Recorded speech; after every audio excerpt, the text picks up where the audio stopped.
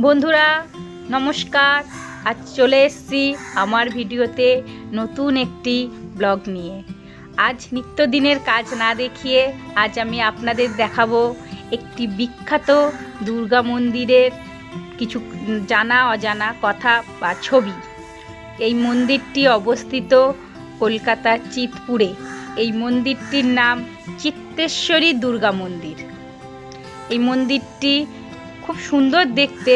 একটু ঘুরে আমি আগে দেখিনি, তারপর এই মন্দিরে এক দাদা আছেন, যেই দাদা এই মন্দিরটি রক্ষণাবেক্ষণ করেন এবং এই মন্দিরটির সম্বন্ধে অনেক গল্প হয়তো আমরা জানি না, আবার জানি, সেগুলোই আমরা শুনবো এনার মুখ থেকে।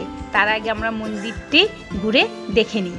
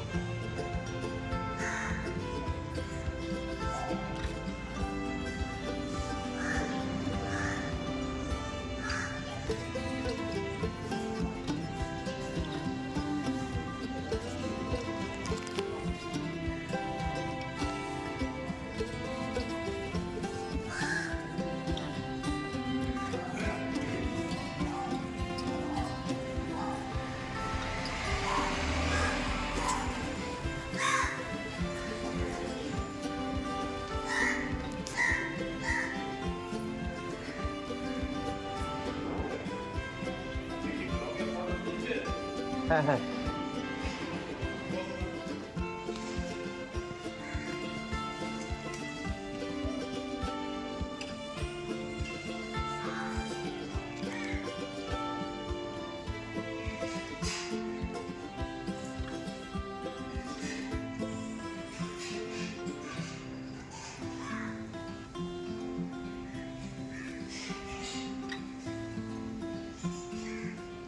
ফটো যদি নেবে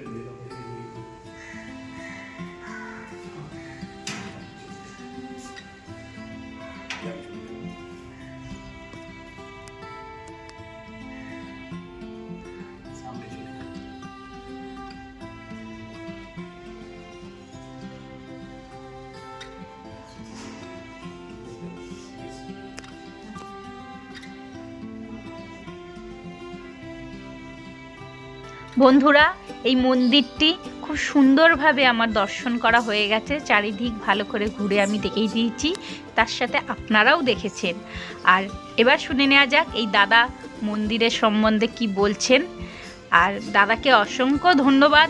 দাদা আমাকে এই মন্দিরটি ভালো করে আপনাদের দেখানোর জন্য, ভিডিও করার জন্য সাহায্য করেছেন।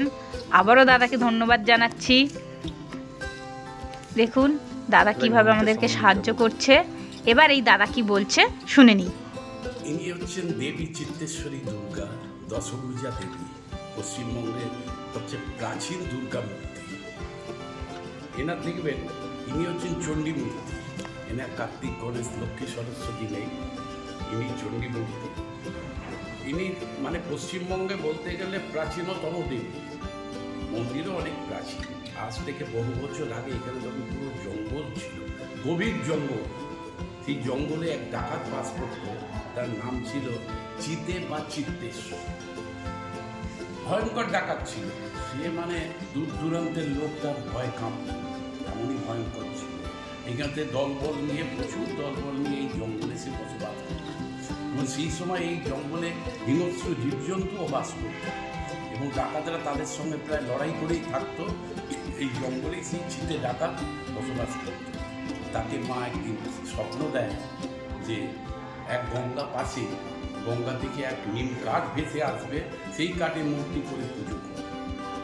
তোর নিয়ে সে ডাকাত গেল, গিয়ে দেখলো সত্যিকারেরই এক বিশাল একায় নিম কাঠ ভেসে আসছে। সেই ডাকাতরা তুলে এনে তখনকার দিনে লোককে দিয়ে এবং নিজেরা মিলে এই মূর্তি তৈরি করে। দেবীর এখন যে মূর্তি, দশভুজা দেবীর মূর্তি দেখছে, চণ্ডী মূর্তি, এই মূর্তি তৈরি করে একটা বগলার ঘর করে জঙ্গলের মধ্যে ওই ডাকাত পুজো আর্চা শুরু করে পুজো করতো। এবং তার সে প্রফেশন ডাকাতি সেটাও কিন্তু বজায় ছিল, সেটাও করতো। দুর্ধর্ষ ডাকাত ছিল, লুটপাট করে এনে জমিদারদের থেকে, রাজাদের থেকে লুটপাট করে এনে সে নিজেরা বিলিয়ে দিত, নিজেরা ভাগ বাটোয়ারা করতো। এখানে এই জঙ্গলের নামই ছিল এই জন্য চিতে ডাকাতের জঙ্গল। যাই হোক, ওনাকে তো দেবীকে প্রতিষ্ঠা করে নিজেই পুজো করতো। তখন তো কোনো ব্রাহ্মণ বা কেউ ঢোকার সাহস ছিল না এই জঙ্গলে, মানুষজন ঢুকতে পারতো না। এইভাবে তার ডাকাতি চলছিল, মায়ের পুজো করছে। এবং সেই সময় আমরা অনেক পত্রপত্রিকায় পড়েছি ডাকাত মায়ের কাছে মানে অত্যাচারী জমিদার রাজাদের এনে মায়ের কাছে নরবলি পর্যন্ত দিয়েছে। এবং অনেক আমরা বইপত্রে পড়েছি যে মা চিত্তেশ্বরীর সঙ্গেই নরবলি হয়েছে। যাই হোক, এইভাবেই ডাকাত তার পুজো আর্চা করতো এবং তার সব কিছু করতো। হ্যাঁ, ডাকাতের সময়কাল যখন চলে যায়, যখন মোগল সাম্রাজ্যের সঙ্গে লড়াই করার পর, যুদ্ধ করার পর ডাকাত এখান থেকে বিদায় নেয়, এই জঙ্গল থেকে চলে যায় এবং তার দলবলও চলে যায়। তখন মা অপূজিত অবস্থায় এই জঙ্গলে পড়ে থাকে। ওই সময় যখন ডাকাত চলে যায়, ধীরে ধীরে মানুষজন ঢুকতে আরম্ভ করেছে, সবাই জানতে আরম্ভ করেছে। এবং তখন এই নৃসিংহ ব্রহ্মচারী নামে এক ব্রহ্মচারী এখানে আসে পুজো আর্চা করার জন্য। তাকে মা আবার স্বপ্ন দেয় যে আমার পুজো হচ্ছে না, পুজো করে। সেই ব্রহ্মচারী খুঁজতে খুঁজতে এই স্থানে মাকে পেলে লোকজন তখন ঢুকতে আরম্ভ করেছে। তাদের নিয়ে মাকে তুলে বসিয়ে আবার পুজো আর্চা ওই নৃসিংহ ব্রহ্মচারী আরম্ভ করলো। সেই সময়টা হচ্ছে ইংরাজি 1586 সাল আরম্ভ করলো। ওইভাবেই পুজো হচ্ছিল। এবং তার মানে সে তখনকার দিনে এখানকার যে জমিদার মনোহর ঘোষ খবর পায় যে সেই ডাকাতের মূর্তিকে পুজো হচ্ছে, কিন্তু জানতো না সে কী মূর্তি। ডাকাত মানেই জানতো কালী পুজো করতে। কিন্তু এই ডাকাত যে একমাত্র দেবীর পুজো, দুর্গা পুজো করেছিল, সেটা উনি এখানে এসে দর্শন করে মাকে জানতে পারলো, দেখে ওই ব্রহ্মচারীকে বললো আমি এই মন্দির করে দেবো, আপনি এখানে সেবায় আসবেন। 1610 সালে, ইংরাজি 1610 সালে ওই জমিদার মনোহর ঘোষ এই মন্দির তৈরি করে যায়, যা দেখছেন এখন আপনারা।